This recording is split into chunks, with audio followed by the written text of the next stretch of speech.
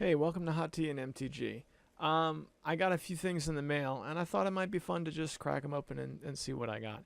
Now, I know there's nothing special about ordering things off of TCG Player and opening them up as if, hey, look at this thing that I've arranged to come to my house. What a surprise. I know that's not really something special, but at the same time, those moments where I get the cards out, and I'm weighing what their places are going to be in my collection, and just kind of going. That moment, I think, is a really awesome moment. It's a special moment, and there's got to be some kind of video there, right? so just as an experiment, right? I don't want to do this too much. Let's go see what I got. This is just a few things that I wanted to unbox here. Is it? My goodness. What is this? Whatever it is, they put it in a cardboard box, which is great. Is it my basic land? Yeah, sure it is. So I ordered 100 basic land, and they they sent me 100 commons. So I reached out to them, and they were like, oh, don't worry, we'll fix it. So here it is. 100 basic land. I doubt these are counted. It looks more like just a bunch of basic land with no swamps. One swamp in the whole set. Did we see any other swamps? Yeah, a couple islands. All right, we got our land. It's not as bad as all that.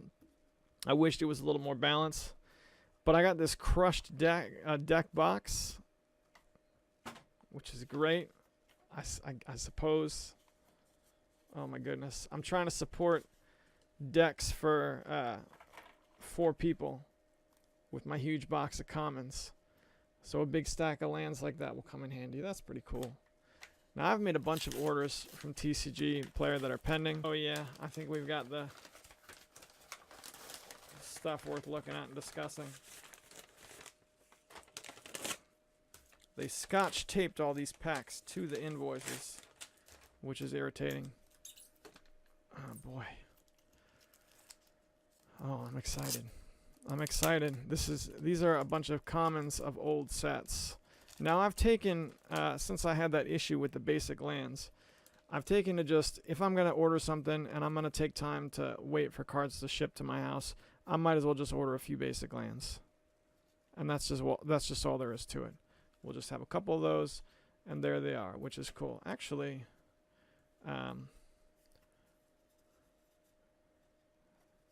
those are sweet. I needed those. I'll put those in my deck. Yeah, and another full art Amonkhet Island. That'll go in my deck as well. So that's cool. A couple that are actually going to get used. Now the rest of these are just Nostalgia Trip, old common cards. Circle of Protection green. Circle of Protection black. Carrion Ants. Which was mentioned in the comments section. Thanks for that. Blue Elemental Blast, Gazban Ogre, Fire Breathing, and we got the Barbed Sextant, which is received quite a bit of battle damage there, but that's all right. It's all right because that's what I ordered. All I ask is that the dealer be upfront about what's going down and what's coming in the mail. Alright, Circle of Protection black. Good old Stream of Life. Sunken City, man, look at that artwork. Jeez Louise. Throne of Bone, which I never owned, which is awesome. Tundra Wolves, I loved this card. It's just a 1/1 first striker, but just the painting is just awesome. Twiddle's another one I remember having. Wall of Spears I didn't have, but I had a brother who did. Zephyr Falcon. Let's see, got a couple more of these.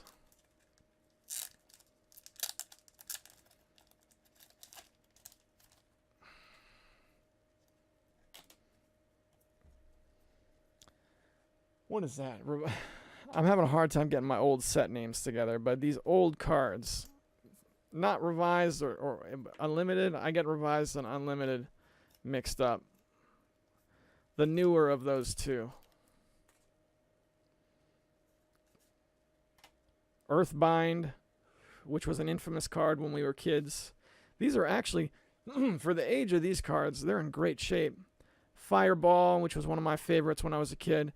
One of the first games of Magic I ever played. My older brother took a bunch of his mana and killed me from full with a single fireball. So it's an infamous card in my family.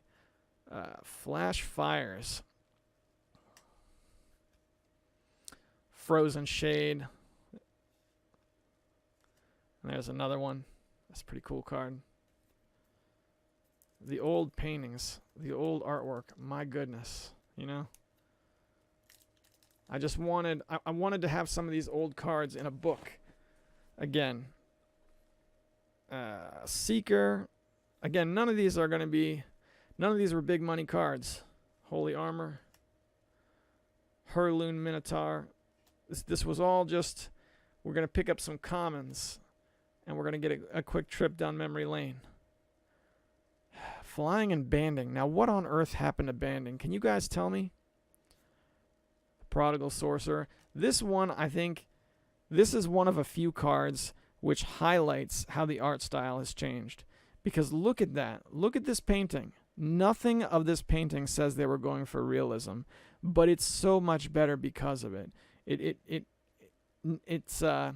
does a better job of driving home what this card is and how it should feel like, in my opinion.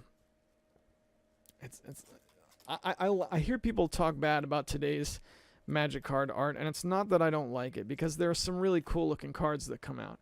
It's just that to have these two right next to each other, you know, and be from the same set, even though whenever the paintings were and commissioned, the art styles are just so drastically different. It was a more varied world in those days. And that's all I'm asking. I'm asking for some variation. So we got Goblin Shrine, Ivory Cup. Oh yeah. Keldon Warlord, another favorite of mine. I'm pretty sure I have 4 of these left over from the old days. Lure. I remember one time in church, somebody pulled me aside and said, "Hey, you want to know what a good combo is? Get Lure and Thicket Basilisk. It'll force everybody to be blocked by a single guy, and then they'll all die." We got Obsidious Golem, Psychic Venom, another Throne of Bone. I guess I got 2 of them. Grizzly Bears. I love the Grizzly Bears. And they always seemed a little out of place to me, being as realistic as they are. We have bears like this in real life, and they are super duper dangerous. Okay. We got Giant Trapdoor Spider. There were a lot of cards from Ice Age I never saw. I don't know what possessed me to order this particular one, because I don't remember it from back in those days. But maybe that's a good reason to get it, because I missed out on it. Snow Devil. The Brass Man. I never owned the Brass Man, but I remember seeing him in other people's collections. Was it that, or was he on the back of the box for the computer game? Something possessed me to order the Brass Man. Burrowing. Another Circle of Protection Black. Circle of Protection Blue. And Conversion.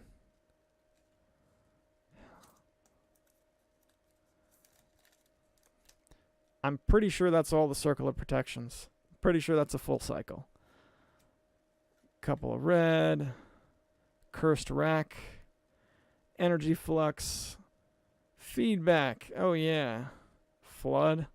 Look at that guy sitting alone on top of the barn. What an awesome painting. What an awesome looking card. Force of Nature.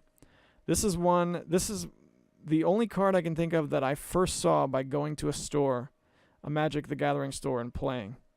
It wasn't called Friday Night Magic in those days, but I went out and played and saw, and somebody had this card, and now I finally have my own, which is pretty sweet.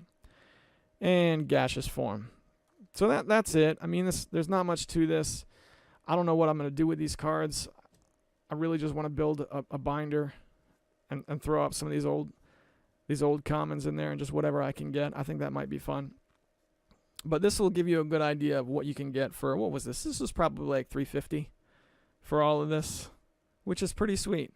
As expensive as Magic the Gathering has gotten, I couldn't get all this for $350 when I used to play, which is pretty awesome. that's hot tea and MTG. Just for a silly little unboxing, let's flip through video, whatever.